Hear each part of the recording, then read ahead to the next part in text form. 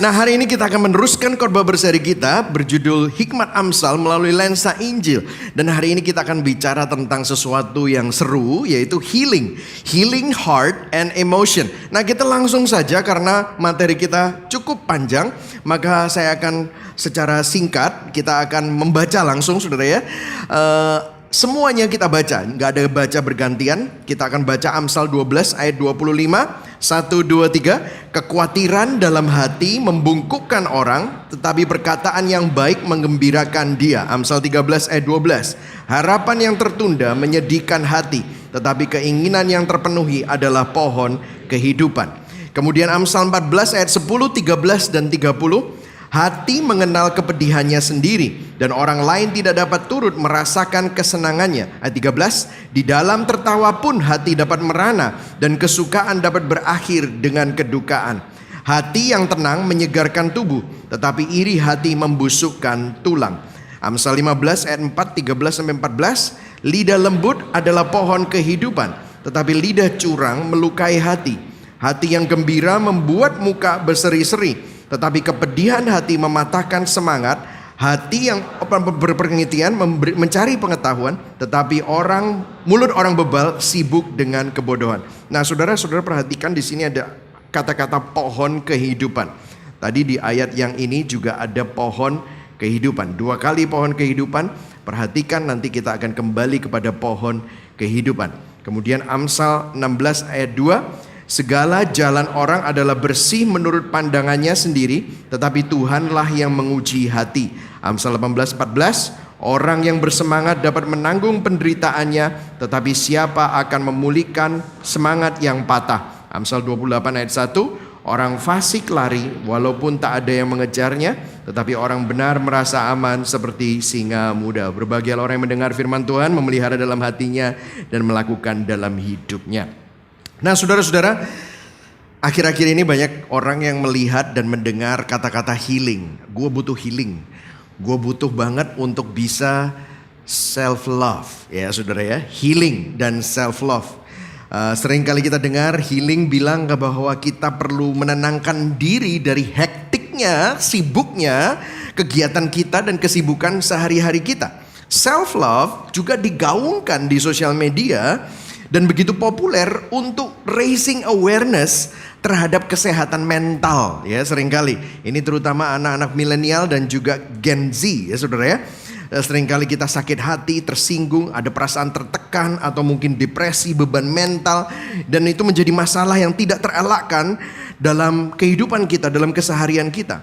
Nah, yang pasti gara-gara kata-kata dua ini, saya rasa kita butuh kebijaksanaan untuk dapat melihat apa yang ada di dalam hati kita. Kesehatan inner life kita itu perlu diperhatikan. Dan memang betul realitas tentang kehidupan batiniah, yaitu psikis, inner being atau inner life, itu sangat kompleks. Itulah sebabnya memang kita perlu memperhatikan. Karena memang tidak bisa dipungkiri apa yang terjadi di sini akan menentukan apa yang terjadi di luar. Yang setuju katakan amin. Ya, saudara pasti tidak bisa memungkiri kalau saudara mempunyai inner life yang healthy, maka yang kehidupan yang luar, kehidupan yang fisik juga pasti akan merasakan suatu dampak ya saudara ya. Nah, inilah sebabnya hari ini kita akan bicara. Nah, poin saya ada 4 hari ini. Kita langsung saja. Kita tidak akan bijaksana dalam kehidupan kalau kita tidak mengetahui betapa pentingnya menjaga kehidupan batiniah. Inner life, katakan sama-sama inner life. Inner life ya saudara ya. Kehidupan batiniah. Nah, kita juga tidak akan bisa bijaksana kalau kita tidak tahu betapa kompleksnya kehidupan batiniah. Dan kita juga harus tahu betapa ada kesendirian. Ini sebuah fakta yang tidak bisa terlewatkan. Kehidupan batiniah kita ini sendirian. Dan bagaimana kita mengalami healing, kesembuhan yang sesungguhnya terhadap kehidupan batiniah oleh Injil. Nah, you ready? Ya saudara ya. Nah, kita akan masuk di dalam yang pertama. Kita perlu tahu betapa pentingnya menjaga kehidupan batiniah. Nah, kita baru baca di Amsal 18 ayat 14 dikatakan begini. Orang yang bersemangat dapat menanggung penderitaannya. Nah, penderitaan di sini sebenarnya bahasa aslinya adalah sickness. A man's spirit will endure sickness. Tetapi Siapa akan memulihkan semangat yang patah? But a crushed spirit who can bear. Maksudnya begini saudara. Orang yang kehidupan batiniahnya, semangatnya itu baik-baik saja. Kalau inner life-nya sehat, meskipun dia mengalami penderitaan, meskipun tubuhnya sakit, maka dia akan tetap kuat. Tetapi sebaliknya, kalau orang ini mengalami semangat yang patah. Nah, semangat yang patah di sini bahasa aslinya itu crush spirit. Spirit itu ruah, inner life, inner being. Ini hancur, crush. Siapa yang dapat menanggungnya? Maksudnya begini saudara. Artinya adalah sangat penting untuk menjaga kesehatan kehidupan batiniah, inner life kita. Itu very important. Kalau tubuh kita sakit, maka hidup kita sebenarnya dapat ditopang oleh kehidupan batiniah kita. Inner life kita ini kalau kuat, kalau kehidupan batiniah kita ini sehat, inner life kita sehat, maka meskipun tubuh kita sakit, kita mampu menanggungnya. Tetapi kalau tubuh kita sehat, tetapi inner life kita ini lemah, maka meskipun tubuh kita sehat, lama-lama inner life kita yang lemah ini akan melemahkan tubuh kita. Nangkep ya saudara? Jadi ini sangat berkaitan. Dunia berkata bahwa kebahagiaan hidup ditentukan oleh keadaan eksternal kita. Tetapi Amsal berkata kebahagiaan hidup ditentukan oleh kehidupan inner being kita. Bagaimana kita meresponi keadaan kita. Nah kalau sudah notice ya saudara. Notice di dalam perjanjian baru Rasul Paulus saat menulis surat kepada gereja-gereja yang mengalami banyak sekali masalah, penderitaan, penganiayaan. Dia selalu berkata begini, aku mendoakan kamu, aku mendoakan kamu, aku mendoakan kamu. Nah apa yang dia doakan? Apakah dia mendoakan seperti pendeta-pendeta sekarang? Tuhan, aku berdoa supaya jemaat di Efesus menerima terobosan mujizat 100 kali lipat, berlipat-lipat ganda. Tuhan berikan mereka berkat yang berlimpah supaya mereka tidak lagi hidup dalam penderitaan. Apakah seperti itu saudara? Saudara tidak akan pernah temukan itu di surat-surat Paulus. Ataukah mungkin mereka keluarkan mereka dari penjara supaya mereka dapat hidup diberkati dengan berlimpah-limpah. Tidak seperti itu saudara. Tapi kalau dia mendoakan, apa yang Paulus doakan? Saya ambil satu saja. Di Efesus 3 ayat 16. Lihat. Kita sama-sama baca. Aku berdoa supaya ia menurut kekayaan kemuliaannya, apa saudara? Menguatkan dan meneguhkan kamu oleh rohnya di mana? Di dalam batinmu. Oh. Ternyata yang didoakan Rasul Paulus adalah supaya inner life kita itu kuat, teguh oleh apa? Roh Kudus. Sehingga apa? Oleh apa? Imanmu. Kristus diam di dalam hatimu. Dan kamu berakar serta berdasar di dalam kasih. Paulus tidak menengking di dalam nama Yesus kamu hancurkan segala roh-roh yang menyerang kami. Enggak. Dia berdoa supaya apa? Di dalam batin kita kuat, teguh oleh iman. Kristus diam di dalam hatimu. Jadi dengarkan saudara, jika kehidupan kita dalam keadaan yang tidak baik, banyak masalah pergumulan, tetapi jika inner life kita sehat dan kuat, maka kita hidup dalam kekuatan. Amin saudara. Tetapi jika segala sesuatu dalam hidup kita sepertinya baik-baik saja, semua keadaan baik, tetapi inner life kita sedang down, patah semangat, crush spirit, maka meskipun keadaan kita baik-baik saja, maka sebenarnya kita sedang hidup dalam kelemahan. Kalau kita ingin menjadi bijaksana, kita jangan cuman hanya mikirin duit aja. Karena apa? Duit penting gak? Oke, boleh penting. Uang yang ada di bank penting gak? Penting. Tetapi kalau kita lebih peduli sama itu daripada sama ini, inner life kita, maka kita menjadi orang bodoh. Biarlah kita menjadi bijaksana. Amin saudara. Nah ini yang kedua. Kita masuk ke dalam kedua. Betapa kompleksnya kehidupan batiniah kita. Nah saudara, mungkin saudara mulai sadar. Oke, pastor saya ngerti. Kehidupan batinia kita itu penting, inner life kita penting. Sekarang pertanyaannya, apa sih yang menyebabkan hati kita gak sehat? Apa penyebab kehidupan batin kita rusak? Apa yang menyebabkan kita mengalami crash spirit? Mengapa emosi dan perasaan kita sepertinya out of control? Kita murung, kita penuh dengan depresi, beban mental, ya, sehingga butuh self love. Kenapa sih seperti itu? Well, jawabannya saudara, tidak ada simple. It's complicated. Masalahnya kompleks, saudara ya. Jangan seperti orang-orang statusmu apa? It's complicated gitu, saudara ya. Tapi ini benar, saudara. Nah, mungkin hari ini saudara, habis ini saya akan tunjukkan complicatednya seperti apa. Ada 5 hal. Saudara pikir, aduh 5 hal iki suwe gimana. Khotbahnya lama ini, saudara ya. No. Akan cepat. Cuman gini, saudara. Jangan meremehkan kehidupan yang ada di sini, saudara. Jangan remehkan. Kenapa, saudara? Banyak orang bilang gini, Pastor, khotbah itu nggak bisa, simple-simple aja gitu.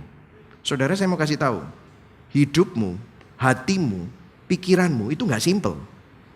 Kalau saya cuma kasih yang simple-simple, saudara itu pasti nggak bisa dengan simplifikasi. Gini ya, saudara. Kenapa? Karena apa?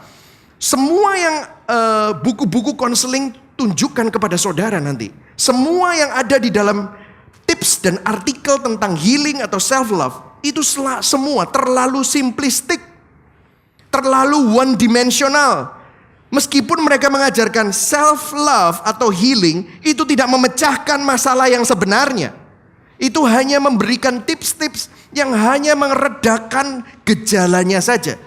Tetapi sebenarnya itu ada yang deep yang perlu kita temukan masalahnya. Nah, ada 5 hal. Nah, yang pertama, saudara, langsung saja. Aspek fisik itu mempengaruhi kehidupan batinia. Aspek fisik. Amsal 14 ayat 30 dikatakan, hati yang tenang menyegarkan tubuh, tetapi iri hati membusukkan tulang. Apa artinya? Saudara dengarkan, ketidaksehatan batinia atau inner life atau emosi mengarah kepada kemerosotan atau ketidaksehatan fisik. Orang yang penuh dengan kepahitan, orang yang penuh dengan kemarahan, dendam kesumat, orang yang penuh dengan suatu beban mental, lama-lama saudara akan mengalami masalah dalam fisikmu dan tubuhmu. Itu pasti, sudah. Tetapi sebaliknya juga, kelemahan tubuh juga bisa berujung pada ketidaksehatan batinia atau emosi atau inner life. Misalnya kalau tubuh kita kecapean, kalau kita tidak makan dengan baik, kalau kita memiliki ketidakseimbangan hormon, kurang tidur, maka secara fisik kita akan lemah. Dan itu bisa saja mempengaruhi emosi, mood kita, semangat kita, keadaan psikologi kita. Itu pasti akan terpengaruh. Saya punya teman dulu yang mempunyai masalah dengan thyroid. Saudara pernah punya teman atau mungkin saudara mengalami masalah dengan thyroid. Saudara tahu kalau thyroid ya, kalau thyroid itu tubuh kita nggak punya hormon thyroid di dalam tubuh kita, apa yang terjadi? Orang itu akan parno, orang itu bisa punya kecenderungan suicidal. Kok bisa ya? Itu karena ketidakseimbangan hormon. Intinya jika kita kehilangan semua keinginan dalam kehidupan ini, bahkan karena apa? Ada kemungkinan ada yang tidak normal dengan tubuh kita. Kita bisa memiliki crash spirit. Manusia batiniah kita itu menentukan juga kesehatan fisik kita dan sebaliknya. Jadi salah satu penyebabnya, ini nomor 1, itu bisa saja adalah aspek fisik. Tapi yang nomor 2, ada aspek emosional dan relational yang mempengaruhi kehidupan batiniah kita.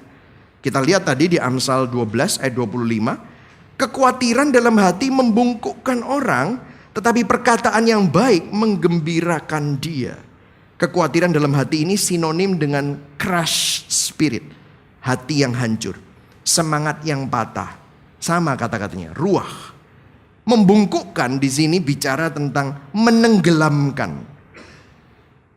Jadi crash spirit, kalau kehidupan inner life kita nggak sehat, itu bisa menenggelamkan kita. Tetapi perkataan yang baik menggembirakan. Of course, lawan katanya kalau perkataan yang jahat, menyedihkan. Betul saudara ya? Makanya saudara, seringkali orang itu bisa punya sakit hati gara-gara perkataan orang di masa lalu. Betul ya saudara? Berapa banyak saya ketemu dan konseling dengan orang yang punya luka hati, sakit hati gara-gara perkataan papanya, mamanya di masa lalu. Itu crushing the spirit. Kenapa? Ada emotional problem, ada relational problem. Tetapi perkataan yang menggembirakan itu perkataan yang mensupport dari orang lain, itu menenangkan dan menggembirakan hati. Jadi begini saudara, untuk menjaga kesehatan batinia atau emosi, inner life, kita membutuhkan apa? Kasih. Kita butuh dukungan. Kita butuh support dari orang lain, dari komunitas. Kenapa? Karena manusia ini makhluk sosial. Gak bisa hidup tanpa relationship. Makanya saudara, kalau saudara hidup sendirian, jadi orang Kristen cuman hanya datang seminggu sekali ke gereja, pulang gak punya komunitas, apa yang terjadi? Iman saudara akan mudah lemah. Karena saudara membutuhkan orang yang mendoakan saudara. Saudara membutuhkan orang yang encouraging saudara. Saudara membutuhkan, bisa ada orang yang bilang, it's okay bro. It's okay not to be okay. Even though nobody cares, I care for you. Amin saudara. Ini penting sekali. Itulah sebabnya kita selalu encourage untuk kita menjadi bagian dari komunitas. Karena sebagai manusia kita butuh dukungan secara emosional dan juga secara relational. Pada saat secara emosional kita tidak mendapatkan dukungan, saat relational kita tidak mendapatkan dukungan, apa yang terjadi? Our inner life will be crushed. Our inner life will not be healthy. Kita tidak akan mengalami kesehatan batinia. Yang C, aspek moral yang mempengaruhi kehidupan batinia, inner life. Apa maksudnya? Nah, kita akan baca sama-sama Amsal 28 ayat 1. Ayo baca sama-sama ya. 1, 2, 3. Orang fasik lari walaupun tidak ada yang mengejarnya, tetapi orang benar merasa aman seperti singa muda. Saudara tahu ini adalah kutipan dari Imamat 26, di mana Tuhan berkata, jika kamu tidak mentaati aku, kamu akan lari meskipun tidak ada yang mengejarnya. Apa artinya? Di sini ada kontras antara orang fasik dan orang benar. Orang fasik melakukan sesuatu yang jahat. Nah, dikatakan bahwa basically artinya begini, ketidaksehatan batinia atau emosi inner life itu juga bisa disebabkan oleh perasaan bersalah yang mengganggu hati nurani, saudara. Ini bicara tentang conscience. Ini bicara tentang rasa bersalah, stres yang dihasilkan dari guilty feeling. Ayat ini nggak bilang gini loh, kita melarikan diri ketika seorang mengejar. No. Kita tetap melarikan diri padahal nggak ada yang ngejar. Kenapa ya? Saya kasih contoh ya. Ada orang ya, begitu ngomong tentang papa mama atau orang tua, langsung mukanya berubah nggak enak. Atau tersinggung kalau diomongin tentang hubungan orang tua anak. Kenapa ya? Oh ternyata dia ini punya masalah dan sedang bertengkar dengan orang tuanya dan sudah gak ngomong sama papa mamanya 10 tahun. Makanya setiap kali kalau ngomongin tentang papa mamanya langsung pengen marah. Langsung gak enak. Kenapa? Ada guilty feeling. Sudah lihat? Inner life-nya gak beres. Kenapa? Karena dia punya perasaan bersalah. Dia gak ngomong sama orang tuanya. Udah 10 tahun lebih. Saya pernah ketemu nih sama seorang businessman. Saya lihat dia ini, kalau hamba Tuhan ketemu sama businessman yang suka nyumbang, senang ya saudara? Of course senang saudara. Tapi masalahnya kan begini, ada yang gak sehat nih sama orang. Kenapa? Semua mau disumbang. Nyumbang ini, nyumbang terus. Kenapa sih ini orang? Apakah dia kebanyakan duit? Saya lihat ya memang banyak ya, oke, diberkati. Tapi kayaknya gak normal. Semua orang mau disumbang sama uang. Setelah saya cari-cari ngomong-ngomong, oh ternyata awal-awal dulu bisnis, dia pernah nipu beberapa orang dan gara-gara nipu itu dia jadi kaya. Dan makin kaya, dan makin kaya. Dan tiap kali dia merasa apa? Bersalah. Karena orang-orang yang ditipu dulu hancur, bangkrut. Tetapi dia makin jaya. Dengan kejayaannya dia sumbang. Merasa bersalah. Saudara tahu, ini adalah conscience, rasa bersalah. Mengganggu hati nurani. Pernah ketemu sama orang? Begitu ngomong tentang mertua, langsung bahasa Jawa ini kudu ngamuk. Insecure. Kenapa sih? Tiap kali kalau ngomong tentang apapun keluarga istrinya, wah, kayaknya have nothing to do. Kenapa? Oh ternyata pernikahannya nggak disetujui. Dari dulu pernikahannya nggak disuruh, tapi dia kawin lari, dia bawa lari, dan dia tetap melakukannya. Apa yang terjadi? Merasa bersalah. Ada yang mengganggu hati nuraninya, dan apa yang terjadi? Ada kesehatan yang terganggu, ada yang nggak balance. Ada rasa bersalah dan itu mempengaruhi kesehatan batinnya. Saya pernah ketemu sama orang yang pernah pelayanan di penjara, saudara, di sebuah pulau di Maluku Utara. Saya pernah melayani orang-orang yang membunuh, saudara. Saya pernah melayani satu orang besar sekali badannya, sehat, tegap, dempal, dia cerita, tapi orangnya kelihatannya lembut gitu, saudara ya. Dia lembut, dia membunuh beberapa orang. Dia bilang dia tidak bisa mengampuni dirinya sendiri. Dia tiap kali kalau malam dia ingat-ingat wajah-wajah orang-orang yang dia bunuh. Itu adalah orang yang anaknya seseorang, mamanya pernah nangis pasti. Suaminya seseorang, papanya seseorang. Dia tidak bisa get over that. Kenapa? Karena dia mengingat itu semua. Ada rasa bersalah mengganggu hati nuraninya, saudara. Sudah lihat ya? Jadi perasaan bersalah ini adalah aspek moral ya, saudara. Kemudian D, ada aspek keresahan eksistensial. Nah, this is a big one. Oke, baca. Oke, biar saudara tambah pinter gitu, saudara. Oke, 1, 2, 3. Aspek keresahan eksistensial yang mempengaruhi kehidupan batinnya, inner life. Ada yang bilang, pastor, kalau dengerin pastor iki, hidup udah susah, kok tambah susah gitu, saudara ya. Let me tell you, saudara ya, ini penting sekali. Kenapa? Kalau saudara nggak ngerti ini, saudara nanti nggak bisa menjelaskan keresahan-keresahan yang ada di dalam hati. Saya perlu jujur, kalau dulu saya nggak ngerti itu. Yang saya lakukan, kita karismatik tuh senangnya apa? Bahasa roh gitu kan, nyanyi, lego gitu ya. Aduh enaknya, nangis-nangis, lega gitu. Tapi kalau saudara pulang, nanti saudara pusing lagi. Kenapa? Nggak bisa menjelaskan semua gejolak-gejolak ini. Nah, semakin saudara ngerti firman, saudara semakin bisa mengerti dan menjelaskan hal ini semua. Saudara bisa merenung. Maka saudara bisa masuk kepada akarnya. Gak cuma hanya nyanyi, nangis, lega. Enggak. Tapi saudara bisa mengatasinya dengan Injil. Amin. Ya. Nah, apa keresahan eksistensial ini? Nah, coba lihat Amsal 14 ayat 13. Dikatakan begini, di dalam tertawa pun hati dapat merana. Dan kesukaan dapat berakhir dengan kedukaan. Bahasa Inggrisnya, even in laughter the heart is sad and the end of joy is grief. Saudara, ini bukan bicara, mungkin saudara langsung gini, oh aku ngerti. Ada orang mungkin stand up comedian. Wah, dia ketawa, tapi habis itu dalam hatinya dia sedih mestinya. No. Dia nggak bilang gini, beberapa orang mukanya tertawa tapi hatinya sedih. Nggak gitu loh. Bahkan waktu saya melihat beberapa komentari, Hebrew komentari dan para pakar Ibrani, mereka bicara bahwa pernyataan ini adalah pernyataan absolut. Apa artinya? Semua orang mengalaminya. Wow, what does this mean? Keresahan eksistensial ini apa? Nah, dengarkan saya. Ada suatu keresahan eksistensial dalam lubuk hati semua manusia yang terdalam. Karena apa? Kita tahu bahwa segala sesuatu yang baik di dalam hidup ini akan berakhir. Semua hal yang baik akan diambil dari kita. Saya kasih contoh. Saudara pernah lihat di sosial media, biasanya orang kalau habis foto keluarga, terus kemudian captionnya apa? Keluarga cemara, gitu kan, saudara. Wah, bahagia, semuanya ketawa-ketawa. Waduh, gitu, saudara. But let me tell you something. Semua yang bahagia itu akan berakhir.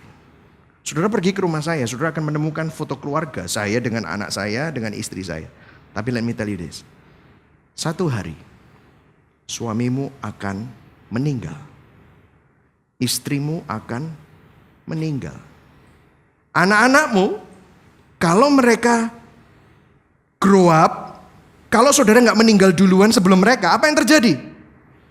Artinya mereka akan mati muda. Either kecelakaan atau sakit. Satu hari kita lagi makan bakso enak banget, makan empek-empek, makan bakmi, makan steak. Satu hari kita semua akan ada di tempat tidur di mana semua selang akan ada di dalam tubuh kita. Dan kita tidak akan bisa menikmati enaknya makanan-makanan itu. Semua yang indah. Makanya saudara, orang yang pacaran sekarang bahagia, belum tentu pacaran itu bisa sampai ke pernikahan. Orang yang menikah kelihatannya bahagia, pre-wed, cium-ciuman, dengan pesta yang megah, belum tentu bisa 5 tahun, 10 tahun ke depan. Kalaupun 20 tahun, ada orang yang 20 tahun cerai. Kalaupun 25 tahun, tiba-tiba apa yang terjadi? Salah satu sakit. Kalaupun 50 tahun, akhirnya salah satu meninggal. Mungkin saudara bilang, salah aku ke gereja hari ini. Depresi gue denger kayak gini. Tapi bukankah itu kebenaran, saudara? Betul nggak?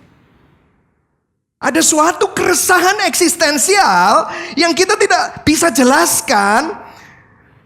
Makanya saudara ya, orang ateis yang tidak percaya Tuhan tidak bisa berkata bahwa hidup ini berarti. Kenapa? Kalau orang yang tidak bertuhan, mereka percaya bahwa segala sesuatu itu terjadi karena Big Bang. Mereka makhluk hidup itu dari lumpur yang jadi sel. Dan kita semua tidak memiliki signifikansi. Hidup tidak bermakna. Kalau hidup tidak bermakna, kerjaan kita gak bermakna. Hubungan kita juga gak ada tujuannya. Tidak ada tujuan, motivasi, memperjuangkan kehidupan. Gak ada tujuan untuk memperjuangkan hak asasi kita. Berbuat baik demi nama kemanusiaan tidak ada maknanya. Ngapain kita melakukan itu semua? Tetapi bagi kita orang bertuhan, kita tahu kalau saat ini kita menjadi keluarga yang bahagia, maka satu hari semua yang bahagia itu akan berakhir. Orang tuamu, suamimu, istrimu, anakmu, itu akan diambil daripada kita. Kalaupun tidak, kesehatan kita, vitalitas kita akan menurun. Kita sendiri yang akan diambil dari diri kita sebelum mereka. Kesehatan kita akan diambil, dan itu adalah proses alami. Itulah sebabnya saudara, kalau kita tidak menemukan makna yang lebih tinggi daripada apa yang ditawarkan oleh kehidupan yang akhirnya akan berakhir, saudara akan selalu mengalami keresahan eksistensial. Saudara pasti akan selalu bosan. Saudara akan hopeless. Batin kita, inner life kita tidak akan sehat jika kita tidak bisa menemukan makna dari kehidupan yang kita jalani lebih tinggi daripada kehidupan itu sendiri. Halo, ini real saudara. Dan nanti saya akan jelaskan kenapa kok kita punya itu. Dan yang kelima, aspek iman yang mempengaruhi kehidupan batiniah kita. Ada aspek iman.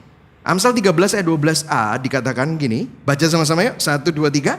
Harapan yang tertunda menyedihkan hati. Amsal 15 ayat 13, hati yang gembira membuat muka berseri-seri, tetapi kepedihan hati mematahkan semangat. Nah saudara, dari tadi ngomongnya hati, ruah, inner life. Hati itu berbicara tentang core system of our life, sistem inti di dalam hidup kita. Nah dengarkan saya, hati itu pasti diarahkan kepada sesuatu. Hati pasti menaruh pengharapan kepada sesuatu, menaruh iman kepada sesuatu. Hati kita pasti menaruh pengharapan atas sesuatu. Dengarkan, jika sesuatu itu hilang atau hancur, maka hati kita juga pasti akan mengalami kehancuran, crush spirit. Saya kasih contoh. Kalau kita menaruh pengharapan atau iman kita kepada uang, maka uang akan menjadi ukuran dan kacamata kita melihat segala sesuatu. Kalau sumber keuangan kita itu stop atau hilang atau hancur, apa yang terjadi? Maka hati kita akan hancur, inner life kita akan sakit, hati kita akan crush, semangat kita akan patah. Makanya gak heran, kemarin itu waktu Luna, saudara tahu Luna? Bukan Luna Maya ya saudara, Luna itu kripto. Kripto itu ada orang yang sudah invest millions of dollars di kripto. Luna itu turun sampai di delist, sampai jadi nol.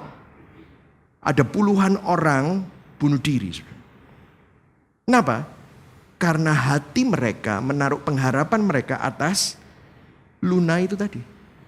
Semua pensiun mereka ditaruh ke sana. Dan waktu itu hilang dan hancur, apa yang terjadi? Harapan mereka hancur. Iman mereka pengharapan kita. Tadi kita nyanyikan, harapanku di dalammu. Betul nggak? Di dalammu. Terus saudara, cincin berlian di dalammu. Betul nggak sama Yesus? Atau di dalam mana? Di dalam harta, saudara.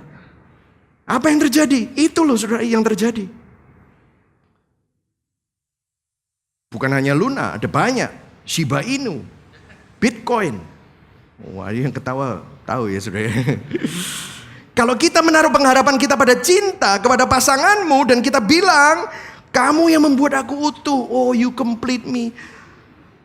Beb, kalau nggak ada kamu tuh aku nggak utuh. Cia, mampus deh gitu. Saudara, oh gitu saudara, gitu ya. Kelepak gitu kan saudara. Saudara, kalau sampai hubungan itu putus, kalau sampai pernikahan itu cerai, kalau sampai orang yang kita cintai diambil daripada kita, hilang, maka hati kita juga akan hancur. It's talking about faith. It's talking about hope. You see that? Jadi memang it's complicated. Kalau kita ngomongin healing and self-love, dude, it's not just jalan-jalan. Self-love itu bukan cuman gue mau menerima diriku sendiri apa adanya. No, man, it's talking about aspek fisik, aspek relasi, ada aspek emosi, aspek masa lalu, aspek moral, aspek keresahan eksistensial, aspek iman, pengharapan. You see that?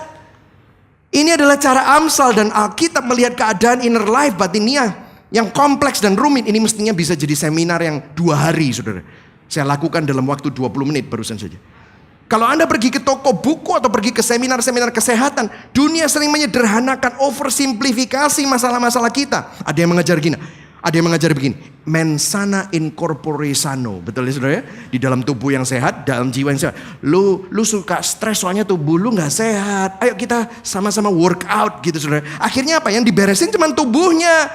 Tapi bagaimana dengan keresahan eksistensial? Bagaimana dengan luka masa lalu? Bagaimana dengan support emosional dan relational?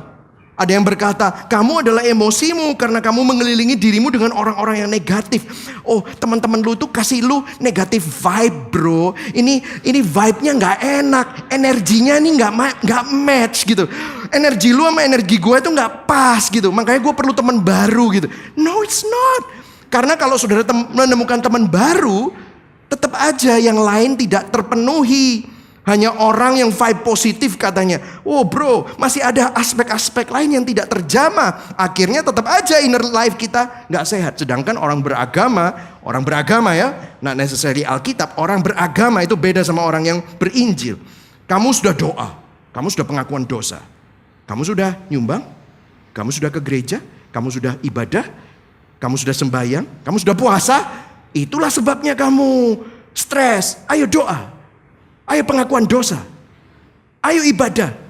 See? Ini semua hanya moral. Tapi yang lain tidak terjamah. Kalau versi healing pada umumnya ya jalan-jalan supaya nggak sumpek. Oke. Ternyata aspek eksistensial yang lebih dalam tidak bisa terjawab hanya gara-gara jalan-jalan, saudara. Begitu jalan-jalan selesai, masalahnya tetap ada, saudara. Self-love, menerima diri sendiri. Ternyata ada masalah moral, masalah iman, keresahan eksistensial, takut mati, pencarian makna. Itu gak tersentuh dengan menerima diri sendiri apa adanya. Apa basisnya? Saudara dengarkan, self-love ini problem, saudara. Karena diri kita banyak kelemahan, diri kita berdosa, diri kita tidak sempurna dan tidak bisa menolong diri kita sendiri. How can you self-love if yourself is the problem? If yourself the problem, then your love is also a problem. How can you self-help if yourself is the problem? Can you help yourself if you have problem with yourself? Bingung kan? Kenapa? Ya memang gak bisa, saudara. Self cannot really help. Self cannot really love. Karena yang problem adalah self. Udah depresi, saudara. Saya tambahin lagi depresnya. Kesendirian kehidupan batiniah. Look, ini loh saudara, memang tanpa Tuhan kita ini habis. Amsal 14 ayat 10. Lihat. Hati mengenal kepedihannya sendiri dan orang lain tidak dapat turut merasakan kesenangannya. Apa artinya? Apa maksud dari poinnya apa? Saudara dengarkan. Batin kita, hati kita, keadaan inner life kita begitu kompleks, begitu dalam, begitu tersembunyi, begitu unik sehingga tidak dapat dihindarkan. Tidak ada seorang pun yang mengerti Anda dan memahami Anda. Your life is so unique. No one can understand you. Saudara sejak lahir sampai sekarang, saudara pernah punya orang yang selalu mendampingi saudara? Ada yang bilang suster. Iya oke, selama sampai umur berapa tahun gitu. Tapi sustermu gak ikut kan ke sekolah? Gak ikut kan pacaran? Gak ikut kan? Akhirnya apa yang terjadi? Saudara dengarkan. Kesendirian kita. Tidak ada seorang pun yang bisa berjalan bersama dengan kita kemanapun kita pergi. Tidak ada seorang pun yang dapat memahami atau menemukan makna dari semua yang kita alami. Saudara mungkin bilang, kalau kembar, saudara kembarku. Tapi saudara kembar itu juga tidak selalu sekolah barengan. Tidak selalu pergi Indomaret barengan. Tiba-tiba di Indomaret dikeplak orang, yang satunya enggak. Apa yang terjadi dengan yang dikeplak? Kehilangan harga diri, yang satunya enggak. Nah saudara lihat. Yang ngerti, benar-benar memahami kita, ya cuman kita sendiri, enggak ada. Sebenarnya ada. Sebenarnya hanya Tuhan yang bisa menyadari. Sebenarnya hanya Tuhan yang ngerti benar. Tetapi jika Tuhan hanyalah sesuatu yang abstrak, dan jika Tuhan tidak berelasi dengan kita, maka di dalam menjalani hidup ini kita sebenarnya sendirian. Betul saudara? Makanya ya saudara, kalau saya lagi konseling sama orang tuh, saudara, seringkali orang ngomong, pastor, gak ada orang yang bisa ngerti aku. Ya memang, benar. Gak ada yang bisa ngerti aku. Pastor gak ngerti saya. Ya, saya gak ngerti. Memang benar. Kenapa? Susah. Karena apa? Masa kecilmu bukan masa kecilku. Masa kecilmu bukan masa kecil suamimu atau istrimu. Beda. Different. And everyone is very unique. Kita ini sendirian. Nah kalau sudah begini ya saudara, disinilah kita masuk yang keempat. Gimana dong? Kesembuhan kehidupan batiniah, the true healing itu gimana? Jawabannya adalah yang sangat sekali, sama sekali tidak tersangka-sangka, yaitu pohon kehidupan. What does that mean? Tadi saya sempat sebut, 2 kali di pembacaan kita, pohon kehidupan disebut. Sebenarnya pohon kehidupan di kitab Amsal disebut 3 kali. Ada yang menarik saudara. Ini penting, dengarkan. Ada 3 tempat di Alkitab, pohon kehidupan itu disebut di dalam Alkitab. Di kitab Kejadian, pada waktu Adam dan Hawa diusir dari Taman Eden, Tuhan bilang ada pohon kehidupan. Nanti kita baca ayatnya. Kemudian di kitab Wahyu, di Wahyu 22, nanti di langit baru dan bumi baru, itu pohon kita, itu pohon kehidupan. Dikatakan bahkan buahnya itu 12 kali lipat. Pohon kehidupan gak disebut dimanapun, jadi cuma hanya di Kejadian sama di Wahyu. Dan pohon kehidupan tidak pernah disebut dimanapun kecuali di kitab Amsal. Apa signifikansi dari pohon kehidupan ini? Nah ini perhatikan saudara. Di kitab Kejadian, pohon kehidupan melambangkan kepenuhan hidup, kepuasan tertinggi dan keinginan terdalam manusia di dalam Tuhan. Contohnya, kita memiliki hasrat untuk mencapai sesuatu, ada ambisi. Kita memiliki apresiasi atas estetika, untuk kecantikan dan seni artistik. Kita memiliki keinginan romantika, dan kita semua mengejar dan membangun hubungan dan keluarga dengan cinta. Anda memiliki kehausan epistemik untuk belajar, untuk filosofi, untuk belajar tentang kehidupan. Saudara tahu, pohon kehidupan itu melambangkan kepuasan dari semua pengejaran kita dikalikan jutaan kali lipat. Ini bicara tentang kepenuhan hidup yang tertinggi. Pohon kehidupan digambarkan sebagai lambang dari semua yang manusia dambakan dan kepuasan yang kita cari-cari. Itulah makna pohon kehidupan di dalam Alkitab. Bahkan di Wahyu nanti waktu kita mengalami langit baru dan bumi baru, pohon kehidupan itu menjadi sesuatu yang normal bagi kita. Kita memiliki kepuasan yang tertinggi. Nah, kitab Kejadian juga menceritakan bahwa kita kehilangan pohon kehidupan itu.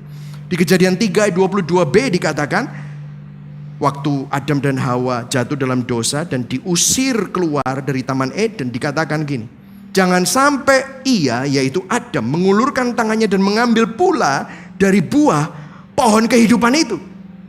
Lalu Tuhan Allah mengusir dia dari Taman Eden supaya ia mengusahakan tanah dari mana ia diambil. Tanah dari mana dia diambil? Adam dari tanah disuruh mengusahakan untuk dapetin buah. Tapi buah itu buah palsu, bukan buah pohon kehidupan.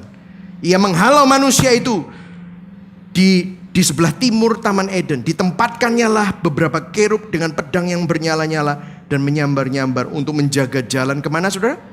Pohon kehidupan.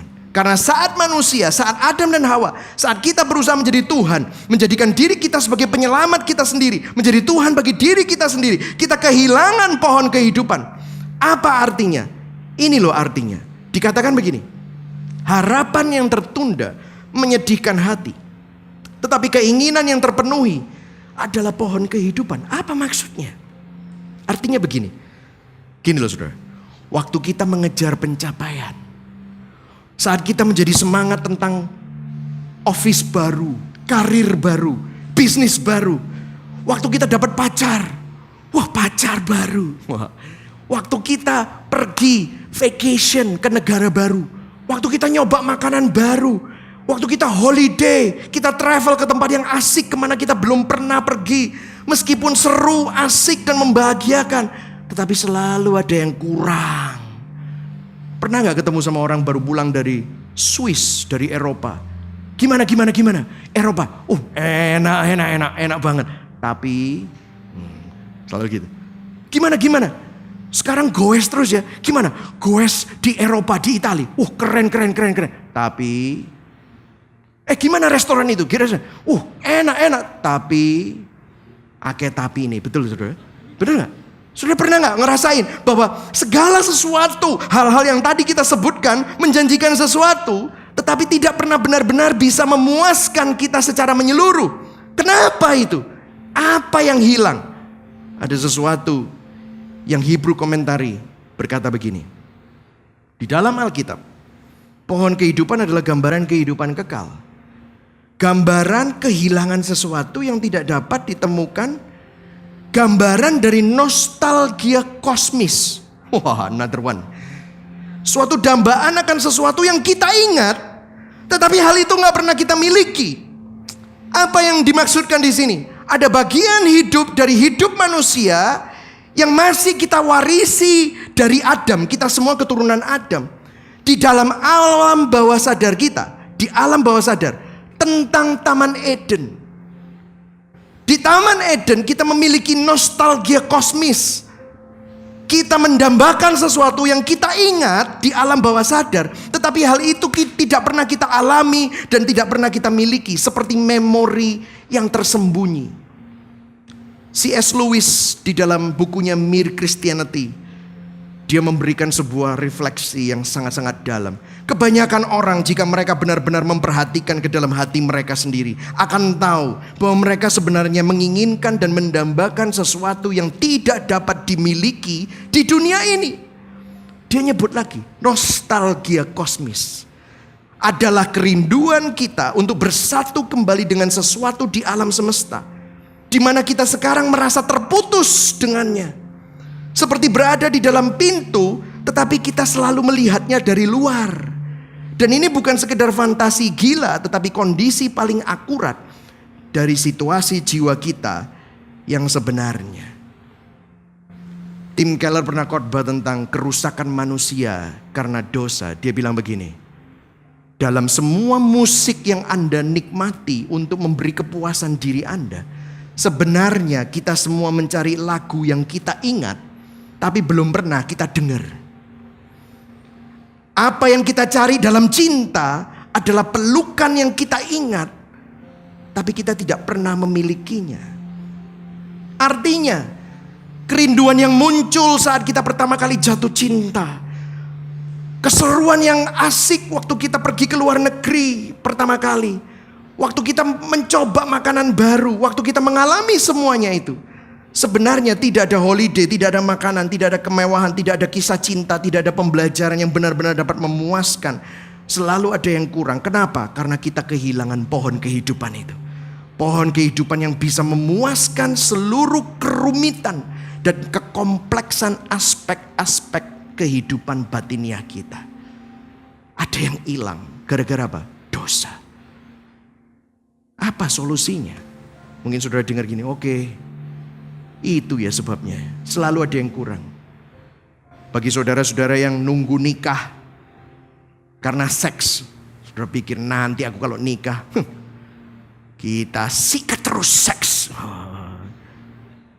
Nggak usah pura-pura lah, itu banyak orang mikir kayak gitu, ya kan? Saya tahu, tapi ternyata tetap mengecewakan. Betul saudara? Kenikmatan apapun, nanti saudara pernah tahu law diminishing return? Saudara makan bakso pertama, enak banget men. Saudara pesan kedua, enak. Enggak, enak banget, enggak gitu, enak. Ketiga, belena. Kenapa? Karena bukan itu yang kamu cari. Ada sesuatu yang lain yang tidak bisa dipuaskan oleh apapun di dalam dunia. Lalu apa solusinya? Karena masalahnya ini bukan masalah makanannya, seksnya, pernikahannya. Bukan, masalahnya masalah dosa. Disinilah Injil, this is the gospel. Saudara tahu, masalahnya di Indonesia, bahasa Indonesia, itu tree, pohon, itu sama LAI, langsung diterjemahkan kayu salib. Tetapi saudara perhatikan, di perjanjian baru, di dalam bahasa Inggris maupun bahasa asli Yunani, Yesus mati di atas pohon. Dalam bahasa asli beberapa kutipan salib itu dibilang pohon, tiang kayu. Di Kisah Para Rasul, di 1 Petrus 2, Galatia 3. Saya kasih contohnya saja di Galatia 3. Kristus membebaskan kita dari kutukan hukum agama. Ia melakukan itu dengan membiarkan dirinya terkutuk karena kita. Sebab di dalam Alkitab tertulis, terkutuklah orang yang mati digantung di tiang kayu. Bahasa aslinya, curse is everyone who is hanged on a tree. Kata-kata ini, tree, pohon, diulang beberapa kali di perjanjian baru oleh penulis yang berbeda. Di Kisah Para Rasul itu ditulis oleh John Mark. 1 Petrus ditulis oleh Petrus. Galatia ditulis oleh Paulus. Saudara tahu mengapa kok penulis-penulis ini berbicara tentang pohon? Dengarkan saya.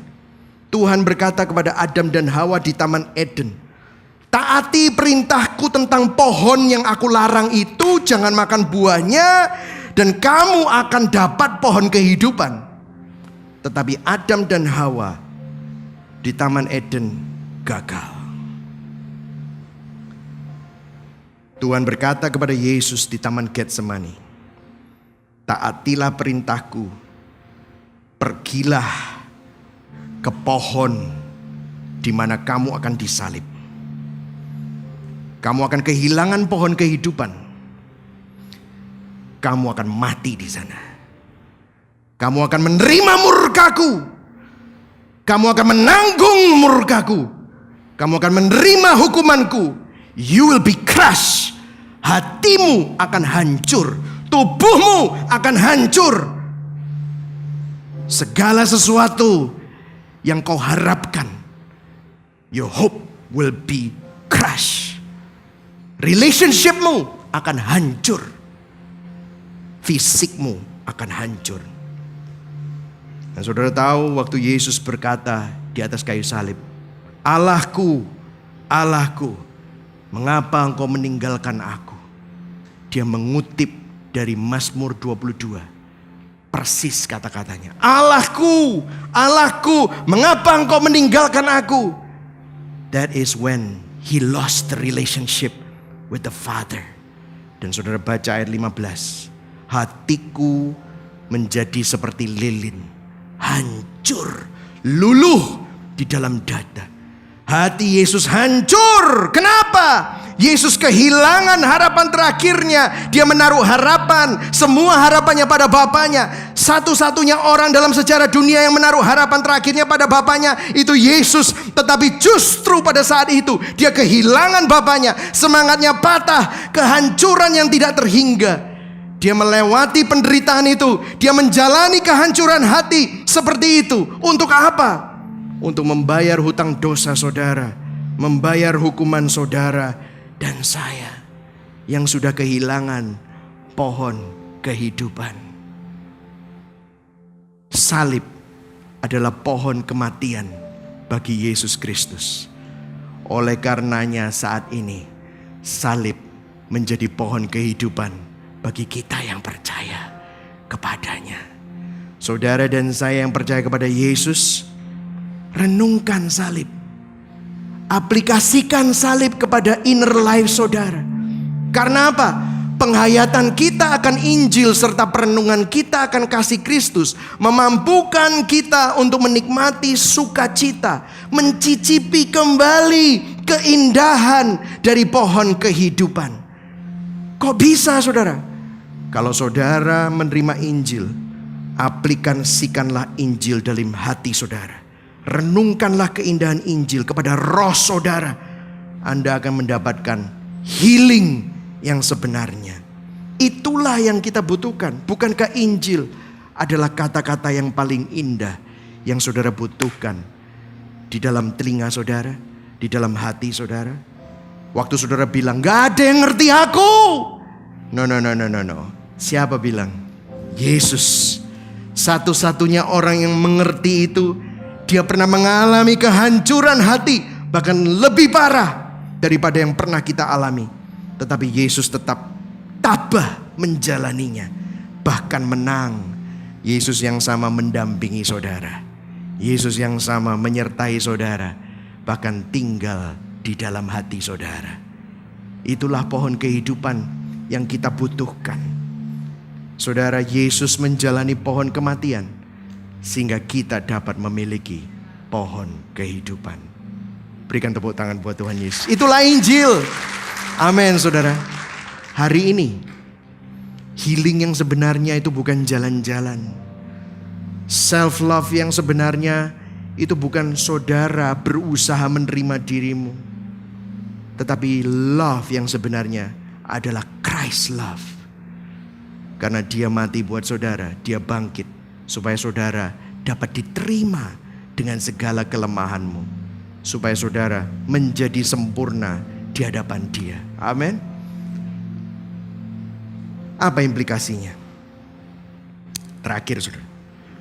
Saudara, karena Injil kita dapat mengasihi tanpa takut disakiti.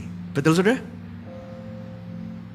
Karena Injil, karena saudara selalu merenungkan Injil dan membiarkan Injil menyembuhkan inner life saudara. Saat kita memiliki sesuatu, kita bisa menikmati tanpa menjadi posesif. Kenapa? Karena kita tahu satu hari ini semua akan berakhir. Tapi aku punya sesuatu yang tidak pernah berakhir, yaitu Kristus yang ada di dalamku. Hidup bagiku Kristus, mati adalah keuntungan. Hidupku bukannya aku lagi, tetapi Kristus yang tinggal di dalam aku. Karena Injil, saat kita kehilangan, kita bersedih, betul. Tetapi kita gak tenggelam dalam kesedihan. Karena kita tahu, itu semua sementara memang. Tetapi kita mempunyai yang kekal. Karena Injil, kita bisa bersyukur saat mengalami kebahagiaan hidup. Tetapi kita juga tetap bisa bersyukur saat menjalani kekelaman. Karena Injil, walau dikhianati atau disakiti, kita tetap bisa mengampuni atau mengasihi. Amin saudara. Mari sama-sama kita bangkit berdiri.